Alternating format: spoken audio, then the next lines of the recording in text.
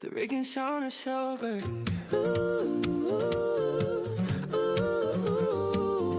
Oh yeah. Oh yeah. Smart moves, smart doors. That's the way to go. For every rental dream, they help the numbers flow. Before you buy, after you close, they help you know. Welcome to the Rick and Shauna Show. Hello, welcome back to the Rick and Shauna Show, Property Management Unfiltered. Today we're going to be covering a hot topic, Section 8. It's a beast. Every property owner's question and dream is to rent to somebody that is Section 8. You know, you got all these programs out here showing you how to maximize on your Section 8 rents. Yes. You know, buy your property and this is what you can get for rent. Guaranteed cash. Yep. Yeah. So we're going to cover the process of what that kind of looks like from our perspective and what maybe, you know, as a property owner buying a property with the intention of renting it Section 8, kind of what you should know ahead of time. Right. And then we can just break it down. It's a little bit different. You know, there's Stark County, there's Summit, and there's Cuyahoga County. So a little bit. They're slightly different. The flow is pretty much the same. It is, yeah. Some of the time frames and things can change out. So it's just good. It's a good we're trying to give a good understanding of what it looks like. Yeah. Kind of from start to finish. So somebody that's trying to make a decision is doing it with their eyes open. Just has a little more information than what's on the internet, because while the internet is great and it's, you know, a wealth of knowledge, sometimes it doesn't break it down as it should. Yes. You know, to understand, especially what property owners are using it for. Yeah, and it's very enticing, right? It's so enticing, and it's. So let me back up there. These are good programs. Oh, absolutely, You know? and even though some of they the help things a lot we of people, say yeah. today may take a little of the shine off of it. I don't think that's our goal. Our goal It's is not to the just goal. make it so that, you know, people understand it better when they're going in to purchase a property, because sometimes, and I know you've said this like so many times, sometimes that little bit of money, that $200-$300 or whatever it is, that could be your profit, is all of a sudden taken from them, and it's far too late because they've already bought the property and they've already So put the let's- money into it. So that's a start great there. point. Let's start there. Yeah. That's a good point. So you're an investor coming into the market, and you're looking in one of these markets, Akron, Canton, Cleveland. You know, and you're starting the process, and you're thinking about, you know, Section 8, because there's a lot of information out there about Section 8, especially for people that are coming to markets. It's, you know, the information is it's very broad. You know, like, hey, your tenants tend to stay longer.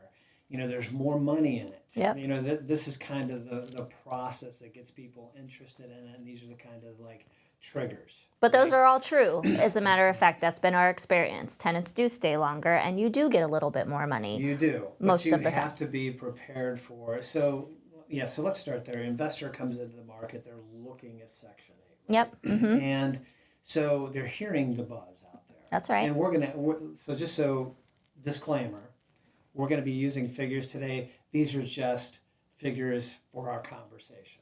Yeah, just for easy numbers, easy math. Easy yeah. numbers. Yeah. So let's just an example. The sweet spot in most of these markets that we're in are 3-1s. You know, 3-bedroom, 1 bathroom. Single families. Yep. It's single families. It's just kind of the sweet spot, and they tend to do well, Right. especially for Section 8. You know, they have families and things like that. They've got room. Yep. So somebody's looking at the market and they start thinking about Section 8. Yeah. And there's numbers out there with Section 8 depending on what a property offers, right? So they have payment standards. Yes. And these payment standards they're accessible to anyone. Anybody can get on the Section 8 websites, and they can look at what a payment standard is. But understanding the payment standard is the most important piece, because if you're making a buying decision based on a straight up payment standard and you're only looking at that number at face value, it could be a tough lesson. It's going to be a tough lesson. Better yet. It is going to be, because that number is just the maximum value of a voucher. But that is for gross rent. And a lot of people don't understand that gross rent is rent plus utilities. And when I say that, I mean the total rent that, the house can go according with comps, whatever they'll rent the house for, whatever they'll pay. And any utility that a tenant is going to be responsible for. And 9 times out of 10, as far as like when we manage, a tenant pays all utilities and most likely brings their own appliances, right? That's right. They handle their own yard, snow removal, things like that. All of that factors in. So those are all things that they use their magic formula for, and they do the utilities first. Right, so break that down. What happens? So you take a 3-bedroom property and, the housing authorities have a payment standard list. So they go through and they say, okay, this tenant pays electric. Well, let's find the, what do you call it? I guess it is a payment standard for electric, right? What the heat is electric. So this is what we're going to take off. This is what we think the bill is going to be every month. And they take that off of your top number. Your top number. So we'll use a fictitious number. We're going to say $1,000. Easy math, right? And let's just say they determine that for utilities at the property, it's going to be $250.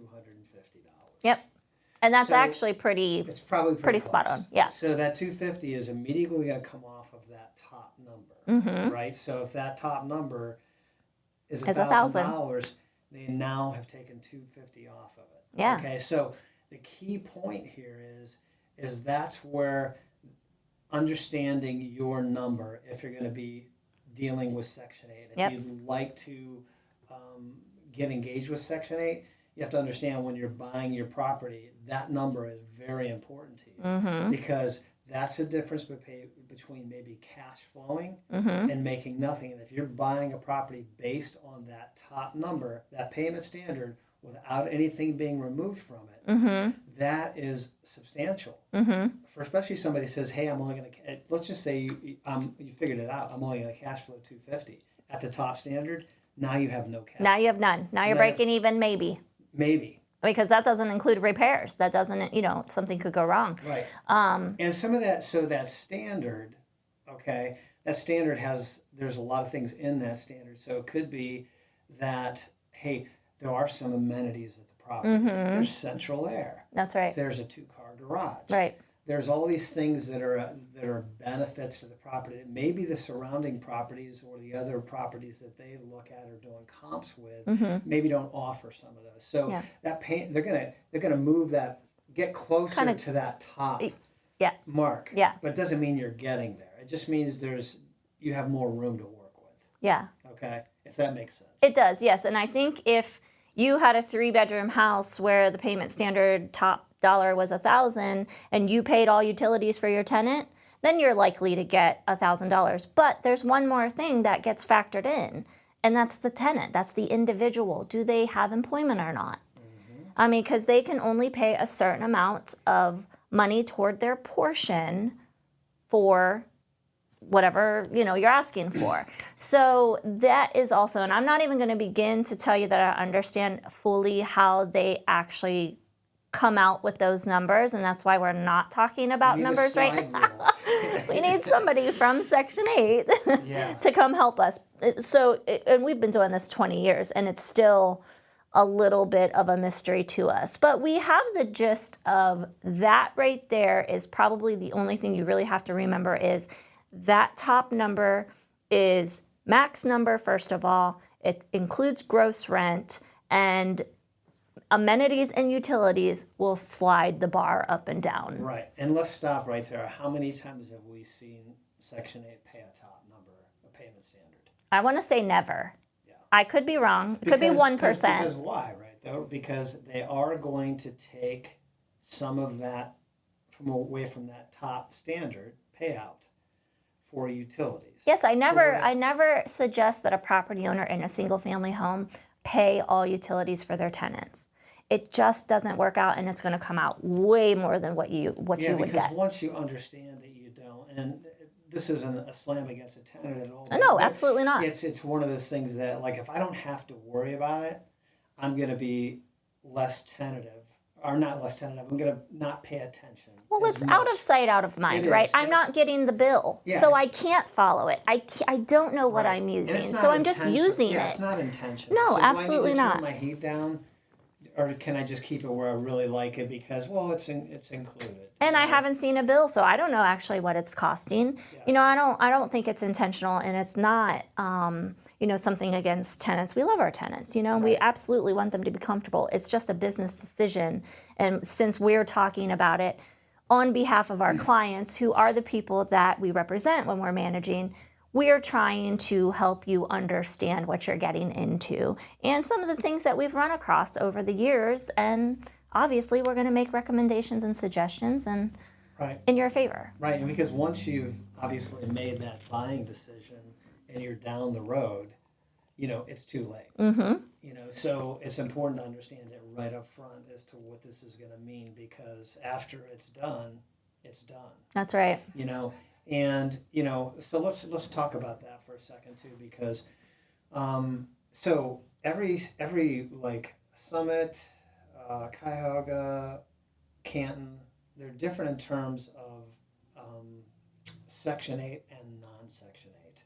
Oh, And yes. what I Okay, mean by I know that what you mean. is that in Canton, you can say, hey, I only want Section 8 tenants, totally fine. Or you can say, I don't want any Section 8.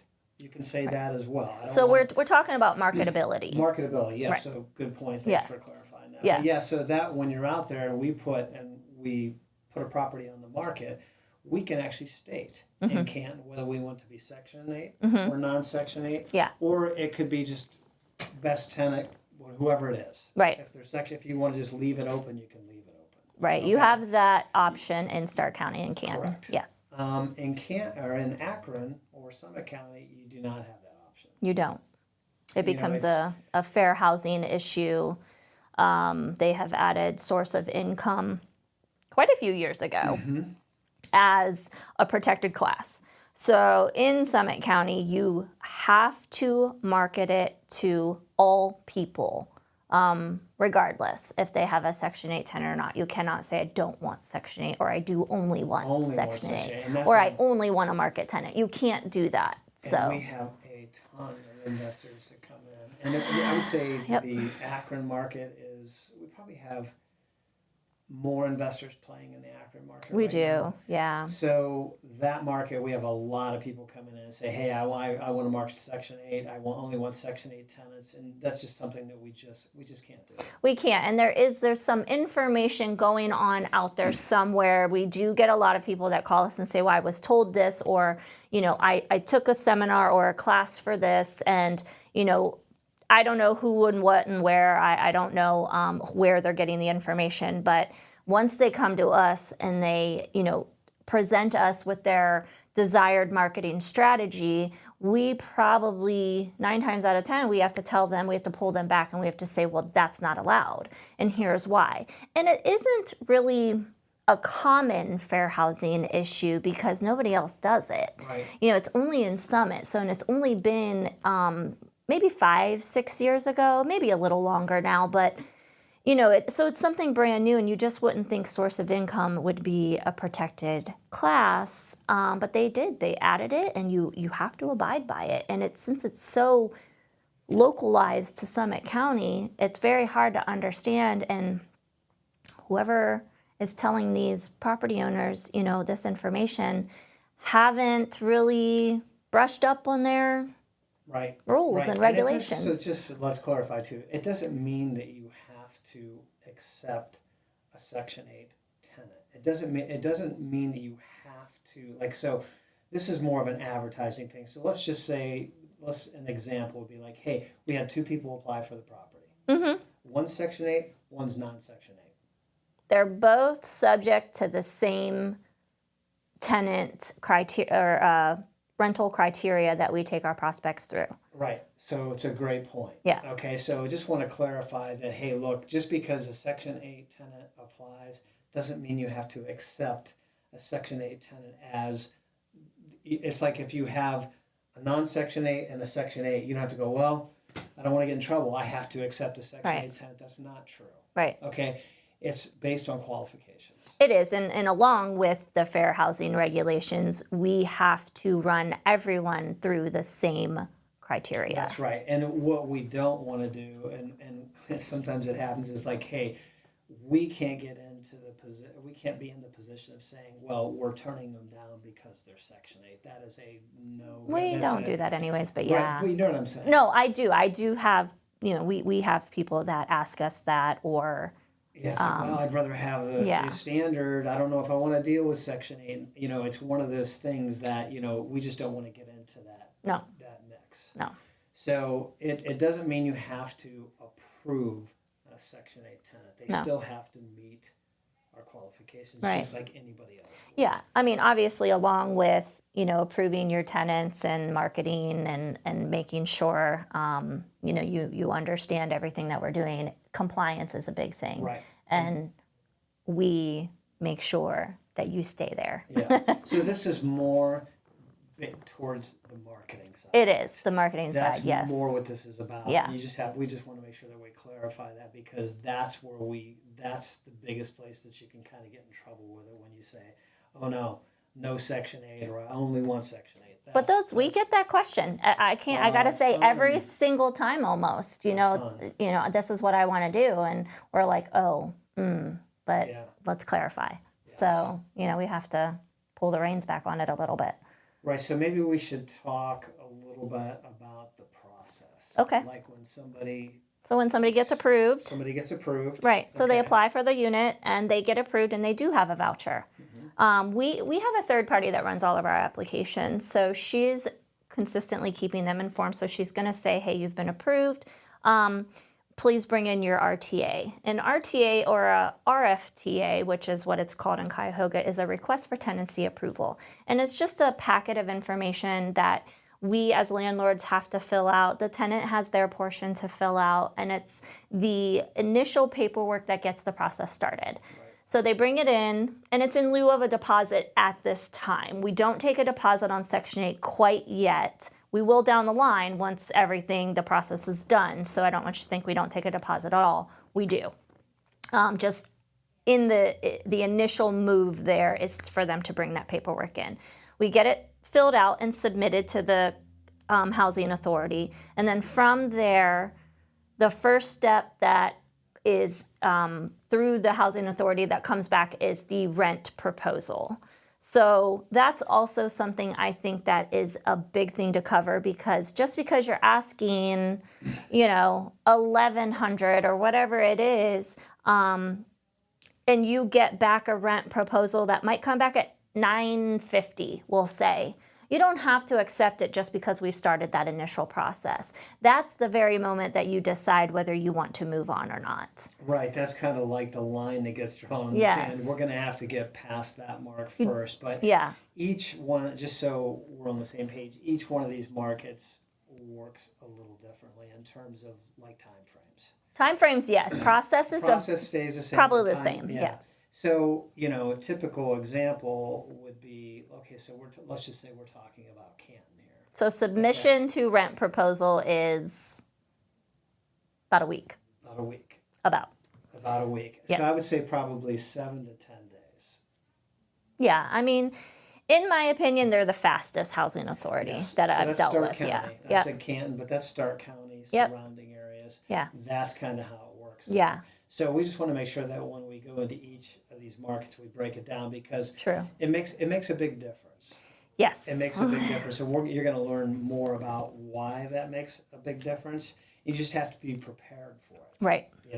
So I'm sorry, Sean. No, that was a good point. That's great. So submission to rent proposal for Stark County is about 7 to 10 days. Summit County, you're getting into 2 to 3 weeks. And mandatory for Cuyahoga County is 30 days before you get that rent proposal, at least. So just so you understand the different time frames between the first and the second step there. So you're talking a week, a month. Yes. Again, it's very much different between these counties. Once you get the rent proposal and you've accepted it, then we move on to inspection, and From rent proposal acceptance to inspection, again, varies by county. And I'm going to say it's probably about the same time frame as the first one. Yeah. If you think about it, Stark County is maybe even a little quicker, but we'll say about 7 days. Yep. So about a week. Again, maybe 2 to 3 for Summit. And then again, Cuyahoga is about 30. Yeah. I And think that it's just because they're depends- larger and it just takes longer to funnel through the system. And it depends on their workload. Yeah. There's so many things that go into this. It Yeah. depends on their staff. Sometimes they're short on staff. Yeah, There's all these things that can happen. right, you right. know? And so we just try to make sure that these timeframes are just so important Right. because it's important for everyone. So a good thing that I want to make sure that we don't go past is once we receive the request for tenancy approval packet, we take the property off the market. We have asked several housing authorities, and every single one of them says, yes, take it off the market. You're agreeing to work with this person. That's right. Now, we have a little bit of a hard stop after 30 days. Cleveland is a little different because we already know that's going to take a little longer, but Stark and Summit, we have about 30 days before we say, okay, hey, listen, it's been off the market for quite some time and we don't have this process, Yeah, and just so you Done know, we're or- pushing the buttons behind the scenes Yes. with this too, because of course we understand what these time frames are, and we understand what it means to an owner. Yeah, You yeah, know, it's with off this the time market, frame. which It's- is, it's off the market. Yeah. It's off the market. So we're at we're at the inspection. Even before I move on from that, though, I did forget, and sorry, there's so much information that we're probably going to skip around just a are, little bit. yeah. Try to follow. If you have questions, let us know. But if you deny the rent proposal, then at that point, we stop. We tell the tenant, hey, we're putting you on the wait list. You have to find something else. And that property goes back on the market immediately. yeah. So So then what happens with that though?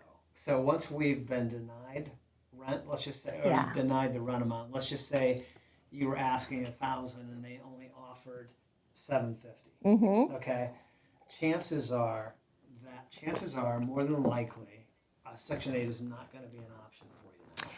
Not a good option anyways. Not a good option Yeah. because you're going to continue. You could continue down the path Mm-hmm. and you can get another Section 8 tenant, and that number could fluctuate a little bit, but it's probably not going to fluctuate a ton. That much. Yeah, a Yeah. ton, yeah. So if you're really far away, I wouldn't do it again. Yeah, and really accepting that. So the other part of that is how long has your property been on the market? Yeah. So this is one of the other things too is that, hey, if the property's been on the market for a minute and you get a Section 8, they offer an amount for the property, it's nobody ever wants to take less. Right. Because it's like, oh man, I was counting on this much. But you also have to understand that, like, okay, but now this property is going to go back on the market. That's right. It's going to go back on the market. We're going to start this process over again. Now Mm-hmm. it's going to be opened up. It's always been opened up to everybody, but we're going to start the process again. Mm-hmm. You're going to prolong it. So the main thing is just understanding, hey, I understand it's less, but can you work with it? Mm-hmm. Can you work with that number? If you can, it probably still going to make sense to take Right. the less amount as long as it's reasonable. Yeah. You can Right. always do an increase in a year. You can, and that's a great point. Yeah. That's a great point. And we have actually a lot of people that will make a decision based on that. To say, Yep. okay, I'm getting a little bit less, but the property's been on the market. I'd rather get somebody in it. Mhm. We can always ask for the increase in a year. And I will tell you that, Section 8, they do pretty good with the increases. They do because the increase is not based on the same Criteria. formula or criteria as the initial rent proposal was.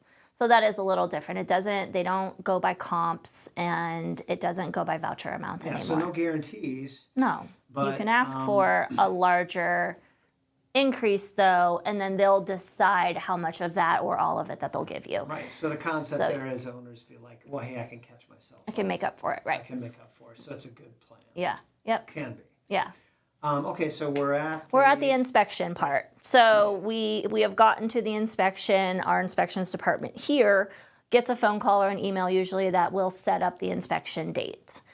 We have to have a tech go out for all counties except Stark. They do their own thing. It's a little different. That's why it's faster because they don't wait for us. They can use a lockbox.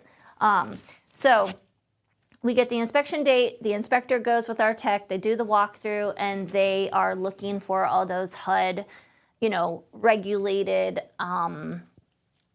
things that need to be Yeah, most of them are done safety, in the house. Most of them are safety Yes, issues. right. Most of them aren't, unless there's some glaring structural problem.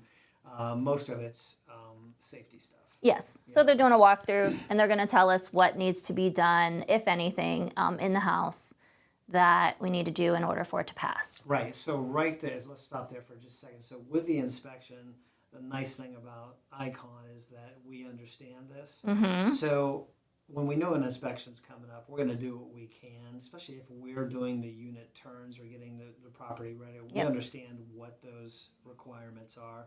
So we're going to try to get it to where that property is ready to go for Section 8 so we don't fail an inspection. That's right. So, and we'll kind of get into that. Shauna's kind of just about on this mark anyway, if it happens. Right. So if the property fails, then we get the list of stuff that needs to be done, and it, a work order gets created within our company. That's how we do it. And then we assign a tech to go do the repairs. And hopefully those get done within a few days, depending on how long the list is. And to your point, yes, we do have property owners that do their own work. So most of the time, if we have an owner rehab, that's what we call it, or a unit turn, where we're getting a property ready to rent, we will do a pre-inspect. That way we can go catch anything that maybe their contractor wasn't assigned to do, didn't know to do, whatever. That way we can do that, get the list to the property owner and say, hey, these things need to be done in order to, pass Section 8, basically. Or, if we do the rehab, we are already doing the property like that. We're going to try to catch as much of that stuff That's as we right. can. Yeah. Now, each property is different. I know everybody says, well, you know what Section 8 is, and you know what they look for. Why did this fail, and why do we have a small repair list? Well, because it's probably individualized to that house. There are things still outside of that list that, it's not 100% foolproof. No.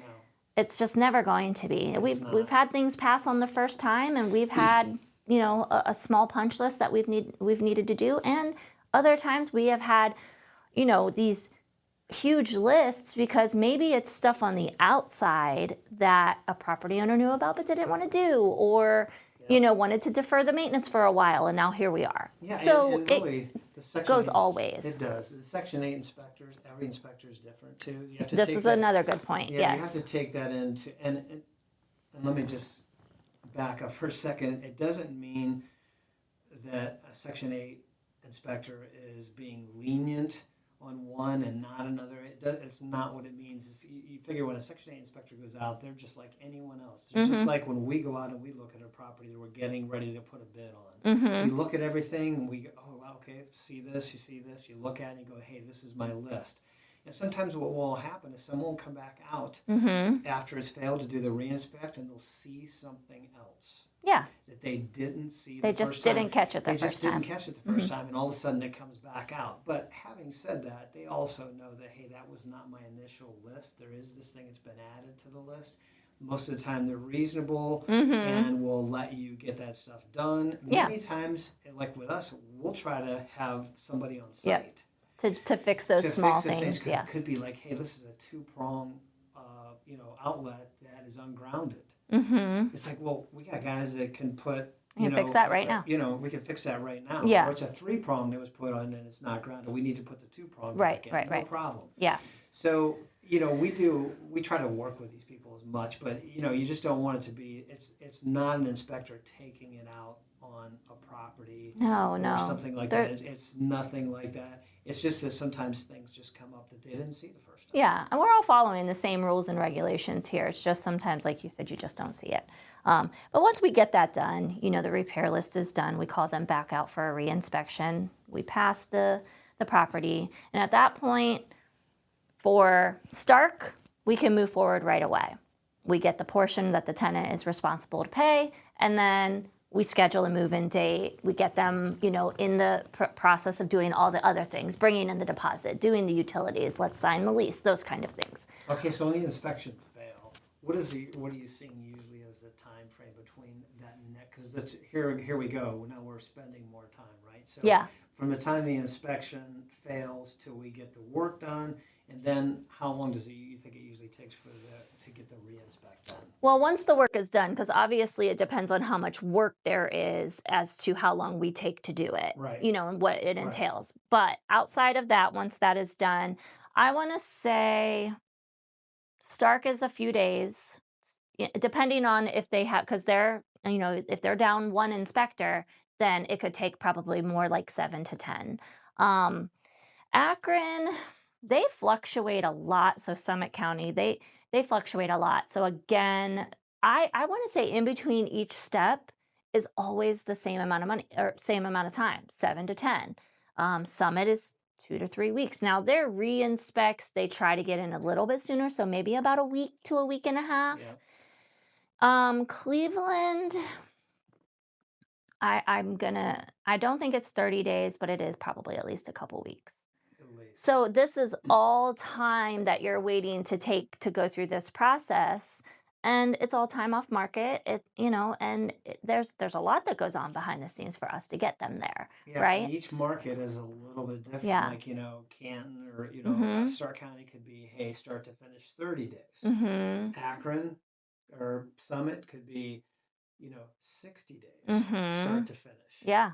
Cleveland, Cleveland's about 90. I want to say 90 to 90 days. 90 Yeah, to so you figure you 120. got a Yeah. month gap in Mhm. each one of these where you're basically adding a month on. So just as understanding as an investor, understanding as an owner, when you decide that, hey, I'm really interested in Section 8, just understanding what that can mean. Yeah. What Yeah. that can mean, because you have to prepare to lose time by Mhm. market. Mhm. You have to prepare for that. Yeah, for You sure. know, and you figure that time, can fluctuate. That Right. time can fluctuate, so you just don't know. And it's, trust me, it's a concern of a owner, Mhm. but it's also a concern of a tenant. Oh yeah.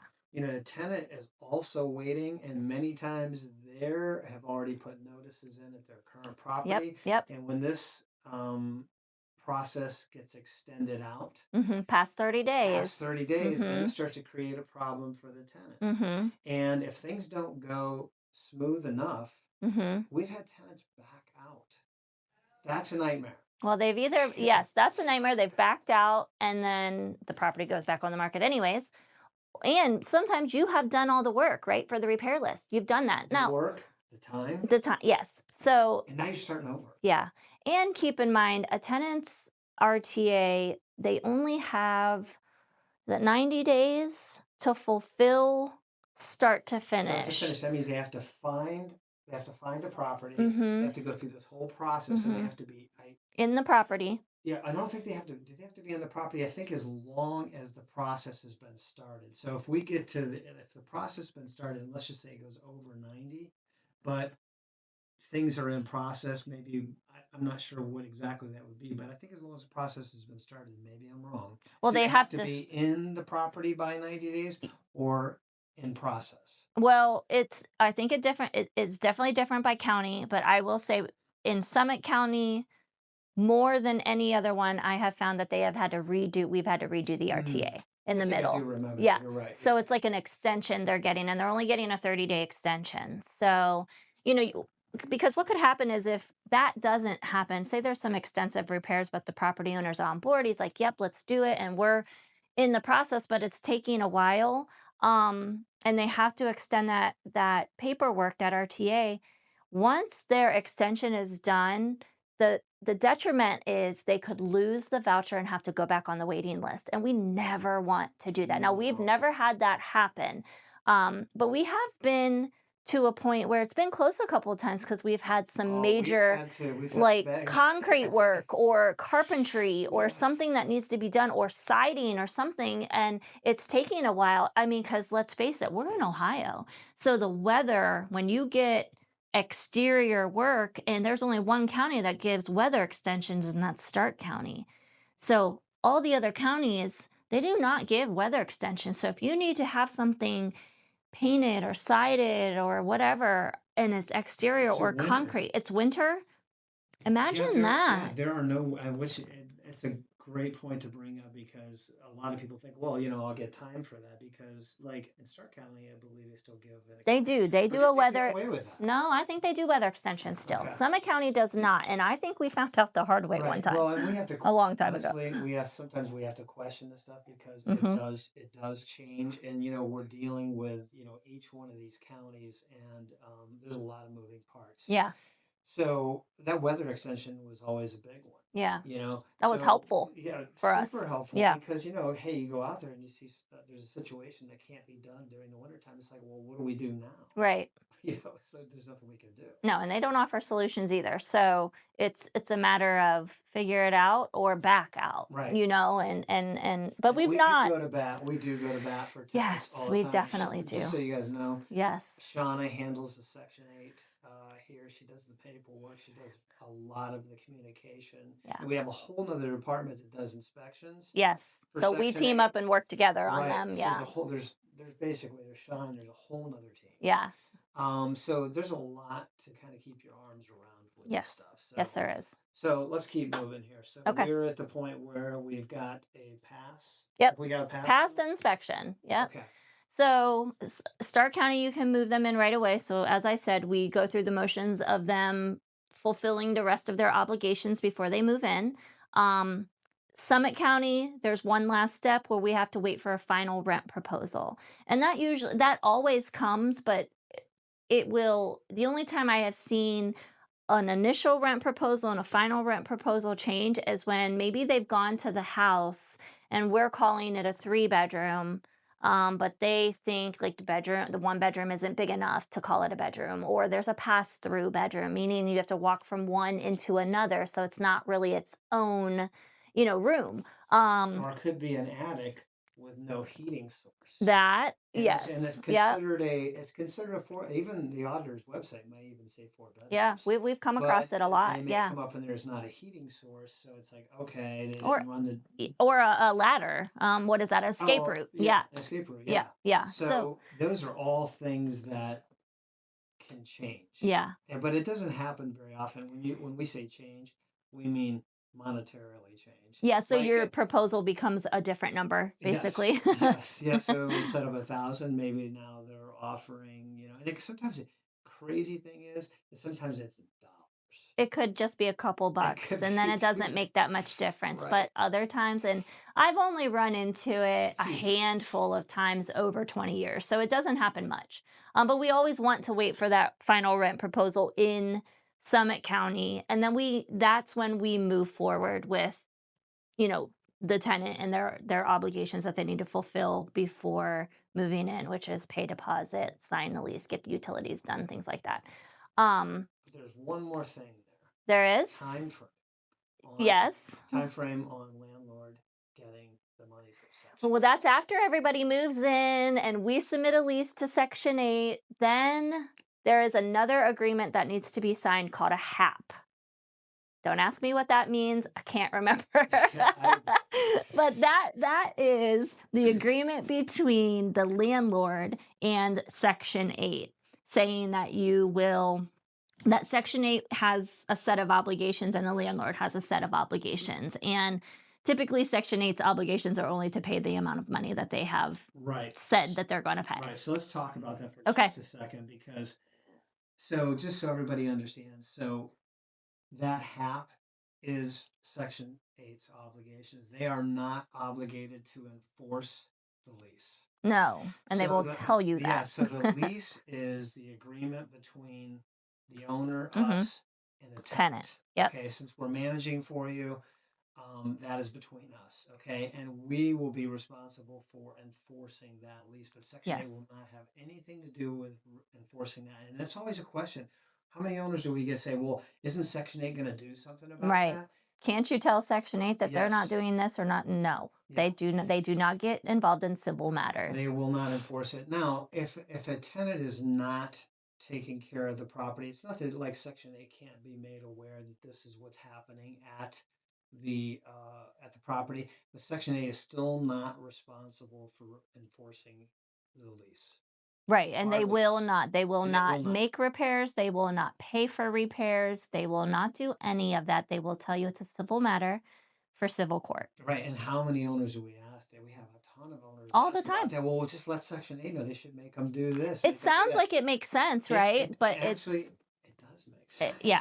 but I know. unfortunately, it doesn't work like that. No. So it's one more thing to just consider. Understand, yeah. Understand it. Yep. So, okay, so we have a HAP. So we'll get the HAP, owner signs it, tenant signs it, we sign it. Then I submit it back to the housing authority, and then once they get that, and depending on what day they get it, More time frames. yes, more time passes, then they only pay out on the 1st. Now, some of them do the 15th, like for makeup payments, but let's just use the 1st because that's 9 times out of 10, that's when you're getting the money. Now, I will say the good part is that they will retroactively pay back to the first date of the lease, so the move-in date. So it's important. So you're not going to lose money for that time frame. That's- the time that it takes for the HAP to get processed and them to actually start paying out. They retro back to, They do. right? To the start date on the lease. To start dating the lease. Yep. And that's their portion, whatever they're covering for the tenant. But likewise, the tenant is responsible for, from day one, moving forward. That's why we try to get their portion, and we make them pay their portion when they move in. And then they keep paying their portion monthly until the funds catch up, and then they just continue on that cycle. Right. So And- talking about that portion, just so everybody understands, the portion that the tenant pays, they pay that to the Us. property manager. Yes. Then there's another portion that gets paid by Section 8. Yep. That gets sent separately. So they're two different payments. things, even though it adds up to your Total. that you agreed to. Right. Okay. But they're paid in two different ways. Right. Okay. Yeah. And then that's it. So very, very long process, and there's a lot of things happening behind the scenes to get you to that point. Yeah. And that's just the main reason for this is to just make sure that everyone understands what that time frame looks like and to be prepared for it. Yes. Be prepared for it because you are going to lose time on market. Mm-hmm. So there is rent. There is going to be rent that's lost. There is. Yes. And that's just part of being in the Section 8, wanting to accept Section 8. Right. It's part of it. That is. Okay. Yep. And you really can't get around it. But there's a lot of, like we spoke about Yeah. earlier, there's a lot of benefits to it. It's like, yes, there is going to be some time lost on market, but your tenancy could be longer. Mm-hmm. So let's touch on that real quick. Yeah. So Section 8 tenants, it's like the reason that they tend to stay a little bit longer is because they just can't move whenever they want. The move out process is It's a move out, it's right. longer. So they have to get approval, correct? Mm-hmm. They have to get approval to move. They have to So get there's- approval. Yeah, so there's a process. They have to get RTA paperwork again. Well, they have to attend a meeting first. attend a meeting. So they attend a move meeting, which gets scheduled. So it's just whenever those meetings are actually being held, which are, I think, only twice a month. Mm-hmm. And then you get your packet at that meeting, and then you're free to look for a property, and you have 90 days basically to find another property. Not everybody participates in the Section 8 program. So they do get a list, and we're on it, of course, but they get a list of landlords who do accept it.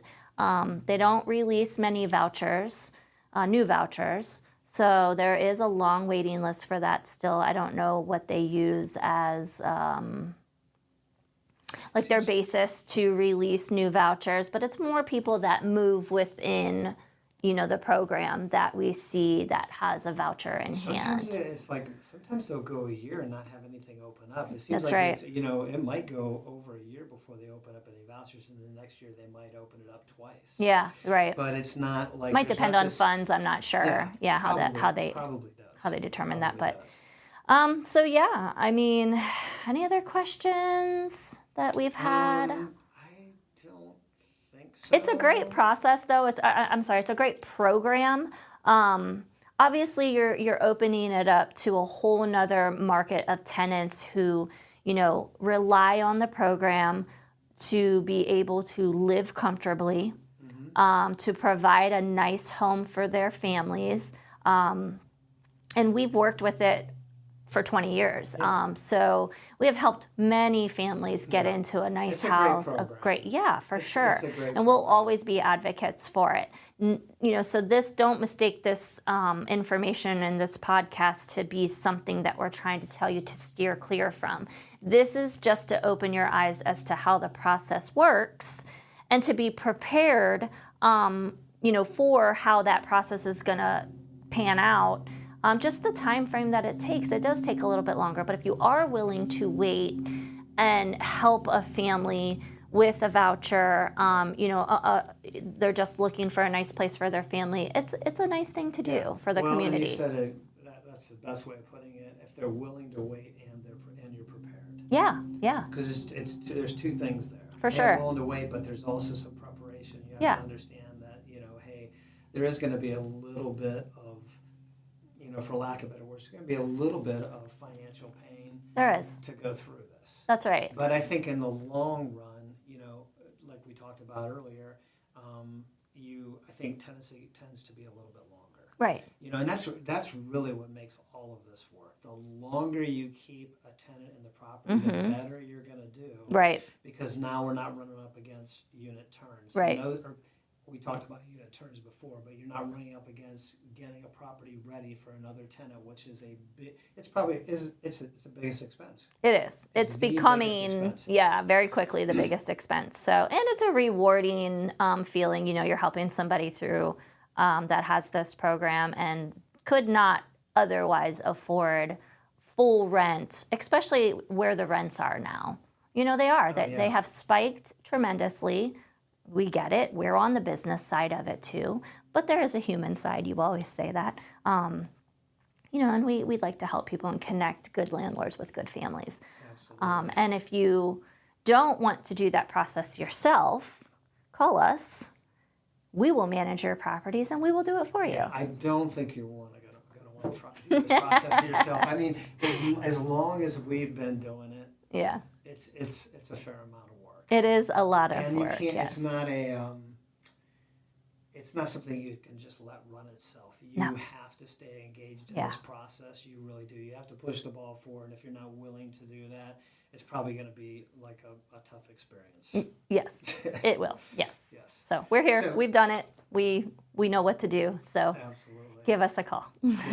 So I think that's where we'll wrap this up. Yeah. Don't forget to like and subscribe. That helps the channel. We're really trying to get the word out there and just make sure that we're helping investors that are coming into this market and also owners that are already in this market. Yeah, absolutely. So we want to do whatever we can to help people out and educate them. That's what this is really kind of all about. Yeah, and if there's ever anything that we don't cover in our episodes, especially like on these where there's a lot of moving pieces and parts, and I know we kind of jumped around today, but if there's something that you feel we didn't cover, please comment below and we will get to your questions. Also share with your friends. You've got other friends that want to get into the market or already in it. Share the fact that we have this podcast. We're just out here trying to spread the word and the knowledge that we have and share our experiences. And that's it. I think that's it. Thanks All for right, coming, we'll guys. See you next time. All right, see you next time.